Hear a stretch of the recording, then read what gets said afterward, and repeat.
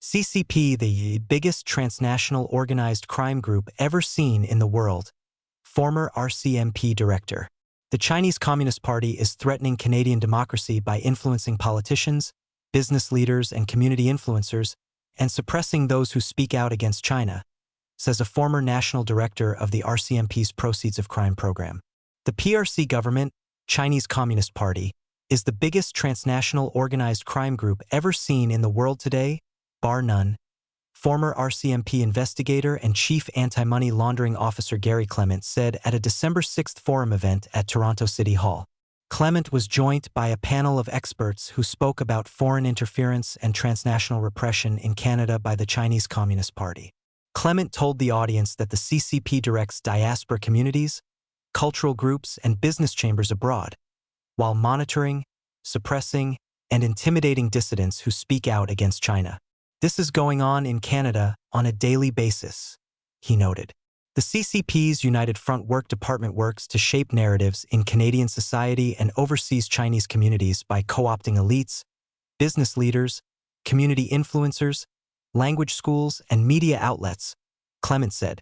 Public Safety Canada says in a note on its website that the United Front is the CCP's primary foreign interference tool.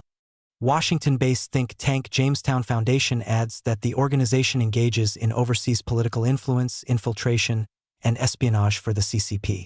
When it comes to influencing Canada's politicians and elite, Clement noted that the fact that several high-ranking Canadian politicians have worked at the Canada-China Business Council, which he said is involved in suppressing Chinese dissidents in Canada, at the end of their careers indicates they have been influenced by elite capture.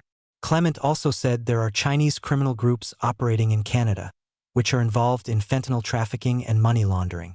These groups operate in parallel with the CCP's United Front Work Department to engage in diaspora influence and elite capture, he noted.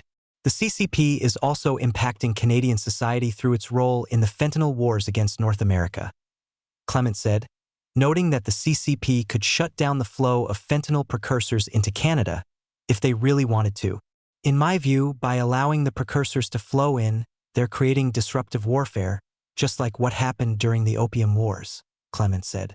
That's the price we're paying for it.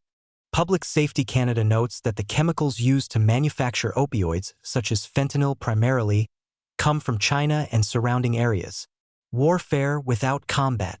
Dean Baxendale, CEO of the China Democracy Fund and Optimum Publishing International, also spoke at the forum, calling China's influence on Canada warfare without combat. The CCP is involved in a number of statecraft operations in Canada, including hybrid warfare, cyber espionage, illicit trade, organized crime, and transnational repression, Baxendale said in his address. He said the CCP engages in information and media warfare in Canada by retelling history, controlling the narratives about China, and manipulating public opinion, including through the use of advertising. This messaging helps to control, direct, and set a set of values to which we're aspiring to, Baxendale said, adding that these are tactics the CCP uses to slow down negative perspectives that expose its operations. These are all things that manipulate the psyche, the mind, he said.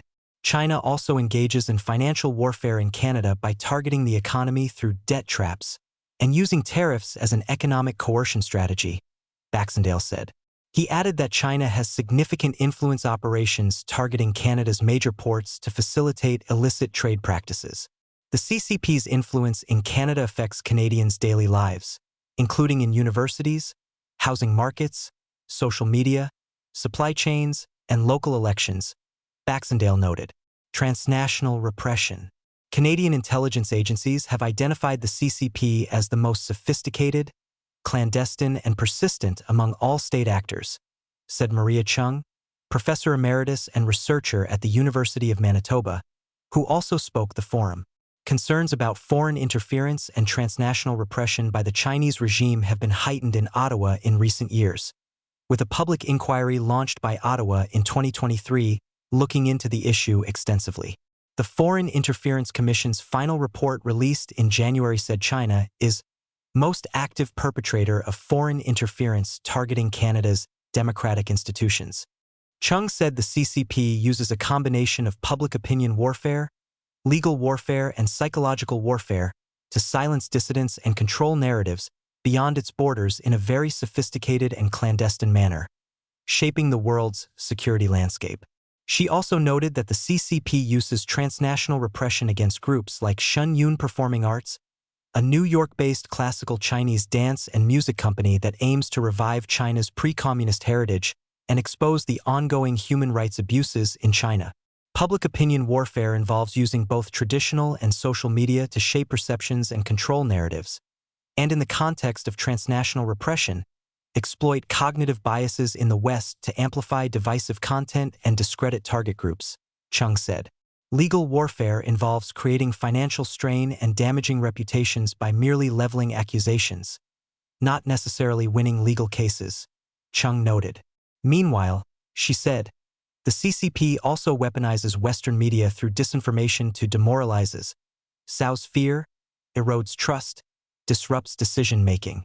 Chung said China's tactics aim to undermine democratic sovereignty, rule of law, and civil liberties, values that we uphold in Canada. International human rights lawyer David Mattis, who also spoke at the forum, told the audience he has encountered a number of different situations involving transnational repression in his work as a human rights lawyer. He noted a case in Canada where a Falun Gong practitioner was evicted from an Ottawa Chinese Seniors Association due to her faith. After the Ontario Human Rights Tribunal told the association to invite her back, the association dissolved instead of complying with the order, Mattis said. Mattis also noted a case in 2004 where members of the Chinese consulate in Calgary were distributing anti-Falun Gong hate literature at a University of Alberta conference. He said the police had recommended the consular officials be prosecuted for willful promotion of hatred, an offense in the criminal code. However, the Attorney General would not provide the consent required to carry out the prosecution, and the court would not override the Attorney General's decision.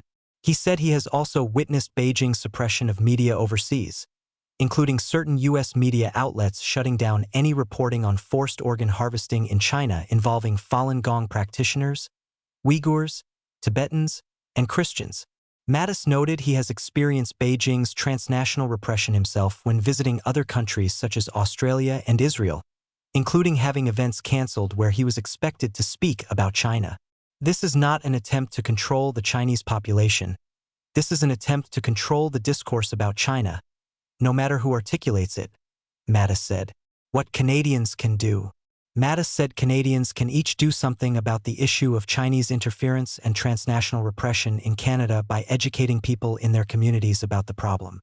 He noted that it's important for people outside of China to do something about the problem, such as educating others and bringing awareness to the issue, because people in China cannot.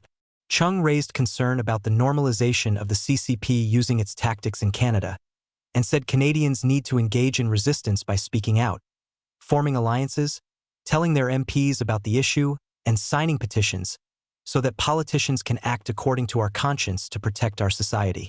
Clement said Canadians need to stand up and try to force the issue a little bit, so that legislative changes can happen, noting there are gaps in legislation and law enforcement in Canada that need to be addressed to successfully combat the issue. He also said that Canadian society needs to improve its digital literacy, protect diaspora communities from coercion, and support transparent and secure democratic processes. For those who have experienced transnational repression themselves, or know someone who has, Chung said these incidents can be reported to the RCMP online. Clement said that, in his law enforcement experience, it's key to document everything so there is evidence when it comes to prosecuting transnational repression. Mattis noted that those who engage in transnational repression can be prosecuted in Canada, as it is harassment and intimidation. If those who engage in transnational repression are not Canadians, they can be deported and banned entry into Canada, he added.